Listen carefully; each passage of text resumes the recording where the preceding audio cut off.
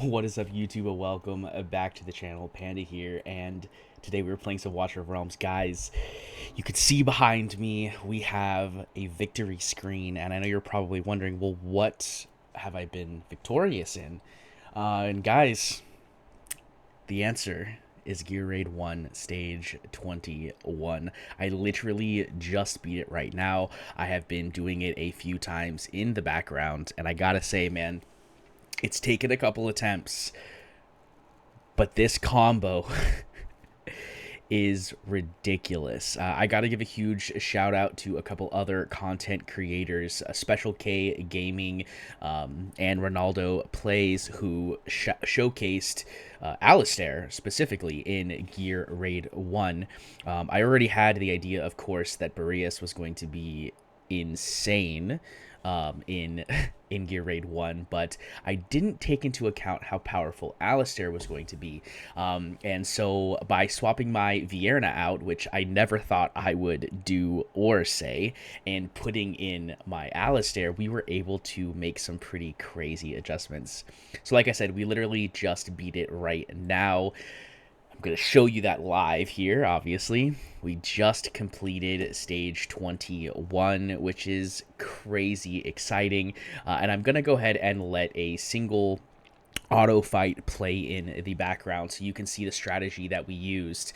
The placement is a little weird. It's a little different. I did it specifically for some invigoration buffs. I have invigoration on my Hollow and my Volca, but I do not have it on my Dolores yet. And so because of that, we had to do things a little different. You saw that I placed Volca facing towards my Boreas to give him the attack buff, which you will see here. And we also played Hollow right after placing Alistar so that he can have the attack buff as well, since they're my two main damage dealers. Now, Alistar actually doesn't do anything crazy with that attack buff, but it is worth noting that any more attack is, of course, going to be more damage in general. His main source here, though, of course, is that AoE true damage that he does, which you'll see is kind of crazy. Of course, this is with Power of Dominance, because I'm not trying to run it again because it took so many attempts. Because my gear is definitely not ready for 21. But we were able to sort of cheese through this with some freezes and that true damage. And I gotta say, I am very, very, very surprised by how well Alistair did. For someone who's supposed to be considered a single target mage, or at least that's the way he was sort of, you know, announced to be, was a single target mage, I was amazed at how much crazy AoE damage he actually has the capability of doing.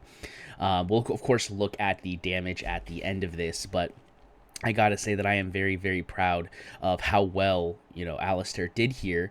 Of course, he is a little bugged, as both Ronaldo and Alistair have, Special K have stated, where his true damage doesn't actually show up on the damage meters. I'm hoping that that gets adjusted. I'm hoping we can actually see the kind of damage that he is putting out. But it is definitely in the tens of millions.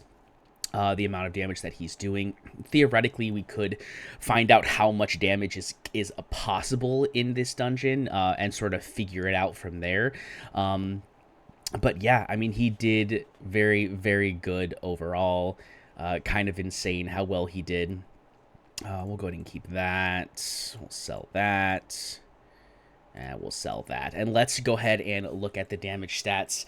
Look at that, 100 and almost 150 million damage, guys. 150 million damage. Boreas is insane. He did 83% of the damage. It's nutty to me. And actually, you know what I'm thinking? We can actually do the math here. We've got 83 plus this 9% bumps us up to 92. So yeah, it's 100%. So either the true damage is getting added to Boreas, or true damage does not count in the calculation, and this damage number here, which is totally possible that this is how that works, but this damage number here is just the total percentage of the damage that was recorded, and so that's why it's showing as being 100%. Either way, though, I mean, Alistair did a good chunk of damage just by himself, and of course, I know for sure this is not including that true damage, because in the first two waves, I mean, he's doing at least 10 million, you know, a couple different times with those ultimates. So I know this is definitely not his actual damage number. I would say to think he's probably doing maybe 50 to 60 million, if I were to judge. And again, assuming that the damage is added to Boreas, that would put Boreas at right around 100 or so, which is still very, very, very well done. But I am amazed at how well this combo did. So let's go ahead and take a look at their builds. Let me show you kind of what you know, they are doing. Well, actually, let's collect our reward here. We've got our achievement here: clear stage 21 of 2 raids in Gear Raid, which I'm actually confused about because I don't think I've cleared. I think that's my first 21, isn't it?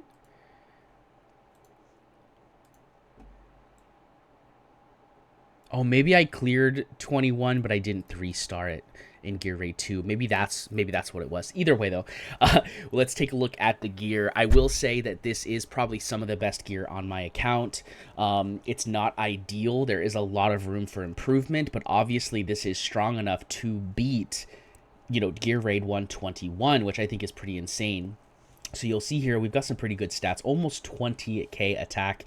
I definitely feel like I could lose some attack and add some more crit damage. We're only at 200 and almost 205%. We've got a decent amount of attack speed, but I would like to get this under 1 second if possible. And of course, getting that last little bit of 3% crit rate would be amazing as well. But overall, I think his build is pretty good. We have him in that Soulbound Arcana set and a Warlord set, which is, of course, very good. He also is not fully max skilled. There's actually a lot of room for growth here as well. 20% damage on that passive, which is definitely the majority of the damage that you're seeing here. We also have 2% more damage on the damage dealt to frozen targets, which was actually be a good chunk of damage there as well, because we are seeing a lot of damage to frozen enemies between both himself and with Mari's freezes. So we're getting a good chunk of extra damage from that as well. And then of course we have the big boy here, which is the ultimate here, where really just the level 4 is going to be the extra damage increase, just because it lasts a little bit longer, right? Of course, we do want to get that level 5 because it means he can ult a little bit sooner every time, which is of course really good. But ultimately, I don't think it's something that's necessarily required. You know, especially since I've already cleared it, right? Like for you guys, if you're still trying to clear with Boreas, skill him out. I mean, this is someone I would max skill. His basic doesn't need to be max skilled. Unfortunately, I got a little unlucky. And you know, we landed all of the basics before finishing out the other skills, but that's okay. We've got 5 more skill crystals, which I think is almost it's exactly enough to max it out. So it's just a matter of getting the skill dust on Boreas here. And I gotta say, man, he's a monster for sure. He's a monster for sure.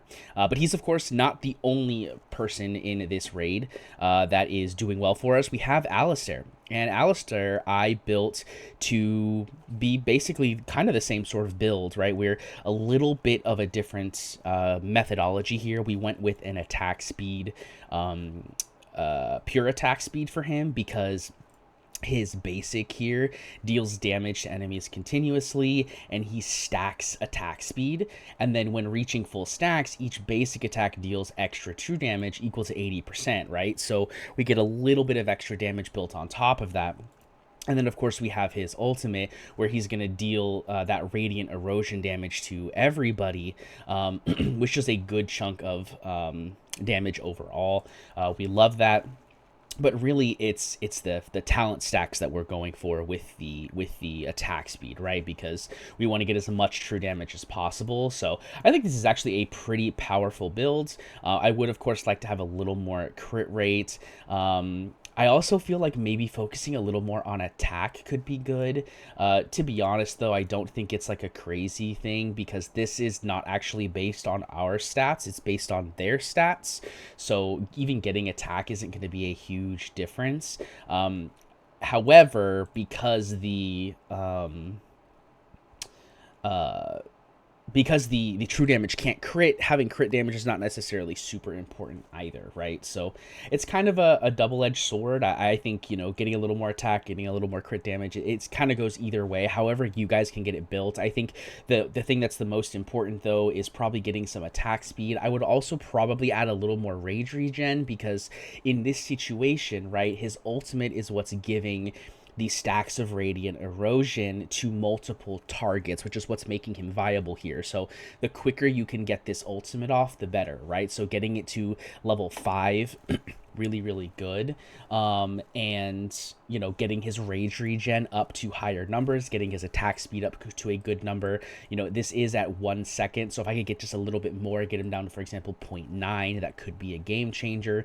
And of course, this is with a completely unskilled Alistair, right? This is completely unskilled, 0 skills in anything, and he's doing this much damage. And that's because we're literally just using Radiant Erosion. That's all that matters. None of this other stuff matters, right? None of it matters. Of course, you know, you probably will want to skill him up if you're having difficulties, but this is with a completely unskilled Alistair. And I think, I believe also a Special K, I watched his video recently, he did it with a non-max skilled Alistair as well, and his gear is much better than mine, so I'm sure he could have done it with a completely unskilled Alistair and been perfectly fine. We do also have a couple other people in here. We've got Cerberus. He doesn't do a lot for us, really. I had him here because I had the extra slot. He does a little bit of extra damage, and also he prevents, you know, about a little over 50k damage to the wall, right? So it's just that little bit of added up. And I do actually have a screenshot that I want to show you guys here. This is how close this is how close it was when I completed it. So Cerberus being there was actually very, very important, because as you can see, that wall is not there.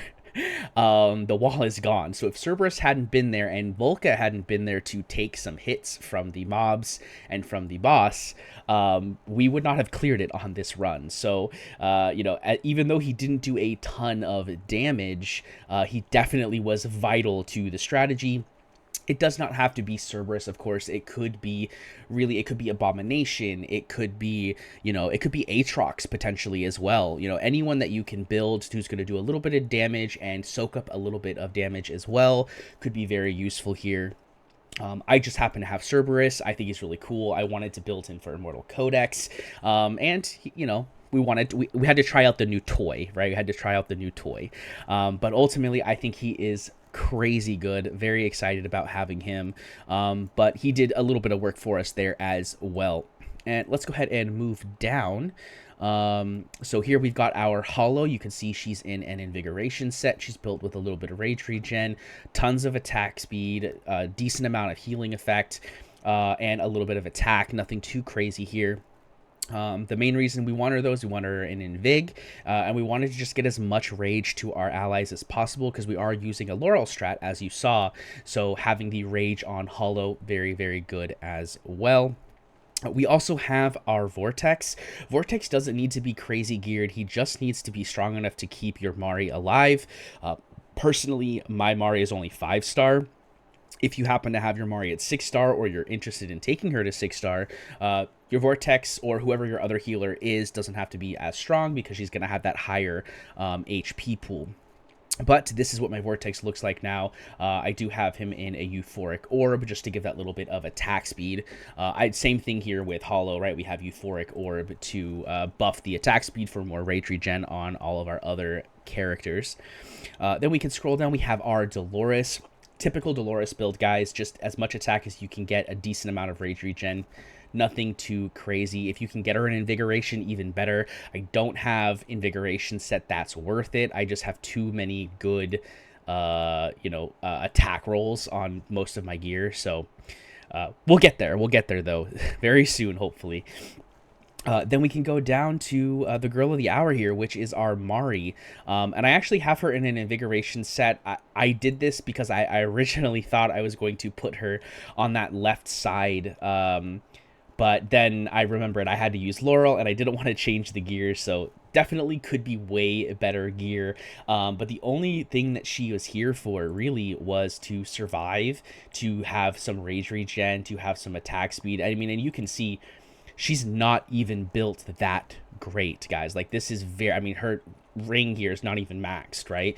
You know, she has a couple really good pieces, in my opinion. Like, I think this piece is really good for her. You know, but like the rest of this stuff is just not that great. We do have her built in a Nightmare Samsara, so she can get back to that ultimate as quick as possible. And again, I could have done a ton more attack speed on her, and she would have been even that much better. But I wanted to make sure she survived, so I put her in some HP main, so she doesn't deal a lot of damage. And of course, since she's 5-star, and Mari by herself doesn't deal a lot of damage to begin with, she's mainly there for the support. So she provides the freeze, she supplies the slows, and she also supplies that vulnerability to physical and magical damage, allowing us to get some extra good stuff in there. And of course, she's A5, and so at A3 you get the additional second on that ultimate, and then at A5 you also get the additional duration to both slow and freeze from all of her skills. So very, very good there for sort of defending that wall, and also providing some, you know, decent damage increase overall. So I gotta say though, guys, you know, I feel like we did a very good job here. I feel like we've really started to hit that end game, right? I mean, we are in the end game now. We are clearing A21. You know, we're gonna get this Gear Raid 221 done. I'm probably gonna be trying Boreas, however you want to say it, in Gear Raid 2 as well, because from what I understand, he does crazy things there, and since I've already invested so much into him, might as well use him there as well. Gear Raid 3, we are still, you know, it's crazy that this was the first Station 19 that we actually completed, and yet it's gonna probably be the last 20 and 21. Well, it is the last 20 because we haven't cleared 20 yet. We've cleared 20 on the other stages, and it will probably also be the last 21, unless, you know, we happen to pull on this guaranteed new champion, and we happen to get an Aracha, for example, that makes the 21 just completely possible for us, because really I think it's the Piercer Lord that we're missing to be able to clear it, you know, effectively. But ultimately, guys, I mean, this is a huge milestone for the account. It's crazy. We just hit level 72, and we also just cleared our first 21, so I'm feeling really good. This is awesome. I'm hoping that we'll be able to clear the other 21s here relatively soon. I think Gear Raid 2 is definitely within our wheelhouse. Gear Raid 3, again, I think we're needing a Lunaria or an Aracha to really get some crazy bonuses there. But ultimately, guys, hope you guys liked it. If you did, make sure to hit that thumbs up. Leave a comment down below with what is your Boreas doing for you, or maybe you didn't pull on Boreas, and if so, how well have you been doing with your other mages in Gear Raid 1? I'm excited to hear. I know a lot of people are also probably excited about the Kriya rework that's coming out, and I'm very excited about it as well. A little less excited about it now that I've cleared Gear Raid 121, but overall, I am excited for it because, you know, she was one of the first champions that really opened up a ton on my account. So, but guys, make sure to hit that subscribe button and the notification bell if you want to be notified when my content goes live, and I will see you in the next one. Peace.